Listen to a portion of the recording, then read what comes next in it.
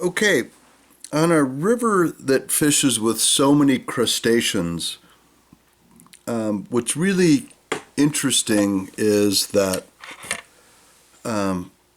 there's several ways to tie them, and the Ray Charles looks just like them. And bugs like this, they don't look just like them at all, but they work. And this is a soft hackle sawbug. I'm gonna show you how simple this bug is. You might kind of giggle about it because it's not hard at all. So what I'm going to do is I'm going to literally just go to the back. If you've watched my other videos, I really believe in holding the thread that you're tying with up, and it really lays down the wraps really nicely. And so what I'm going to do is I've laid, this is my third layer only because I haven't been paying attention, but what I'm going to do is I'm going to put in some dubbing. This is a 2488. This is a 2x short hook.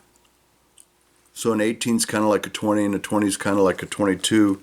And I'm going to use some pink dubbing.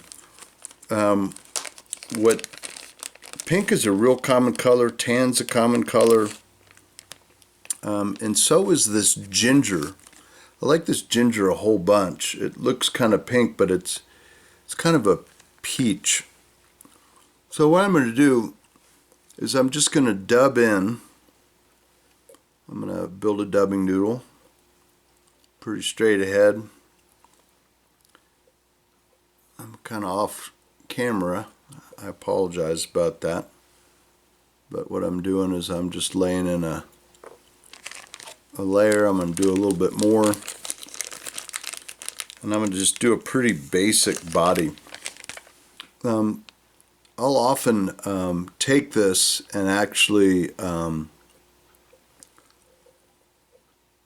can see, get a better view of that, right? Pretty straight head dubbing noodle. You see it better there. Put my hand behind a little bit. And what I'd like to do is segment this as well. I'm not going to do that so I can show you how easy it is to tie pretty quick. So what I've got is I've got this dubbing noodle, and I'm going to take it forward.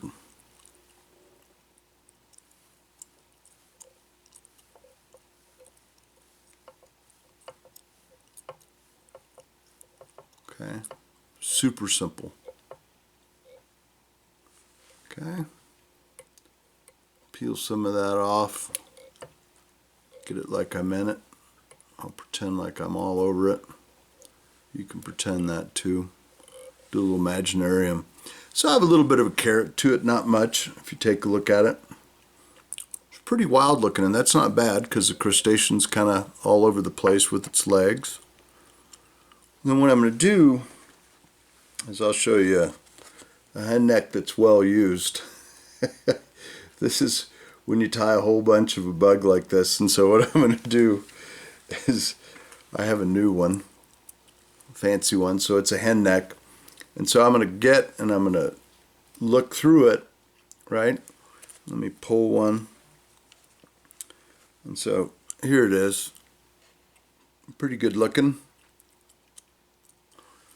So I'm going to go sort of, if you take a look at this feather, it's kind of got kind of the fur and stuff on it.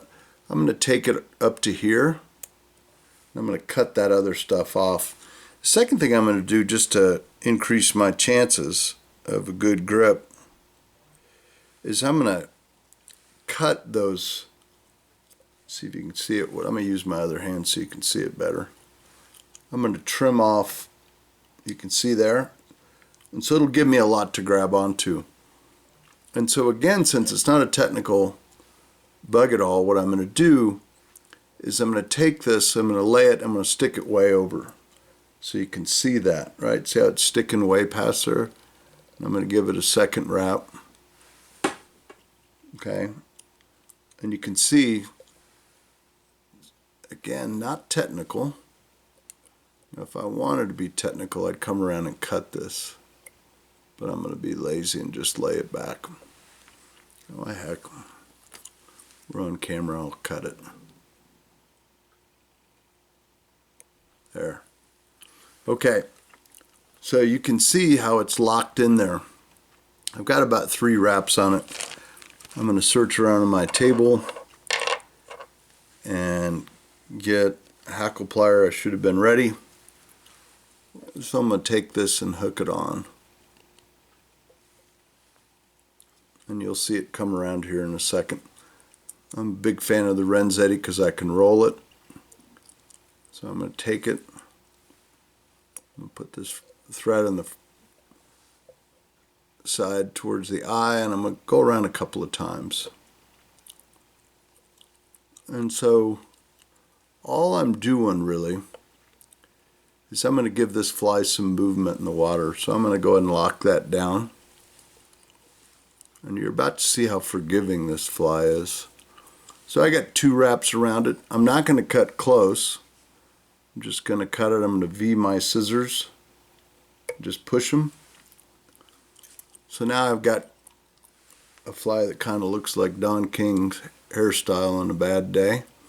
And I'm going to take my finger under it and I'm going to push it up, and then I'm going to pull it back from the top. Okay, so I'm going to put it under it and pull it back from the top.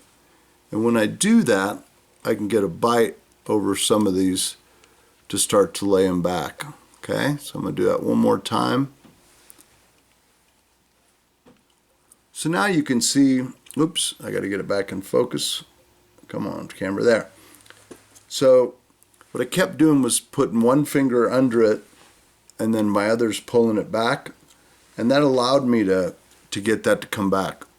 And so what happens is it's sort of clumpy looking, and we'll solve for that in just a minute for a fish, but not commercially. So I'm going to take a couple more wraps, and now you can see how it's kind of coming back. We're finished. That's all there is to this fly. And I would tell you this is a top 3 bug on the Bighorn. And what's really fun about it is it's just so simple to tie. And so what I'm going to do is I'm going to build a fake bead. I'm going to use this orange, and I'm going to use it in such a way that it's starting to bead up, right? Couldn't sell this at a fly shop, but I promise it works. So now I've done a series of knots. The reason I tie series of knots is, again, to make, I've got kind of a fake bead going. And the second thing that I've got going that I like a whole bunch is I've got this opportunity that if one of those knots comes undone, I don't have to glue it. A lot of guys glue their stuff. I think that's awesome. It's just not me. And so now, since we're kind of focused in and we can see everything, I'll trim it, since tying flies in front of a camera is a whole lot like having to pray in front of your preacher. It's just intimidating. So hopefully you can see that. So there it is. That's a soft hackle Sowbug. It has a ton of movement. Again, I try to put my thumb behind it so you can see it. It's just really a Bighorn staple. And again, other colors, tan, colors like this ginger, and I promise you, if you tie these, you'll be happy. What most people do wrong is they only tie them in like 16s and 18s. This bug goes through cycles, and so I really encourage you to tie it in a bunch of different sizes, especially even smaller.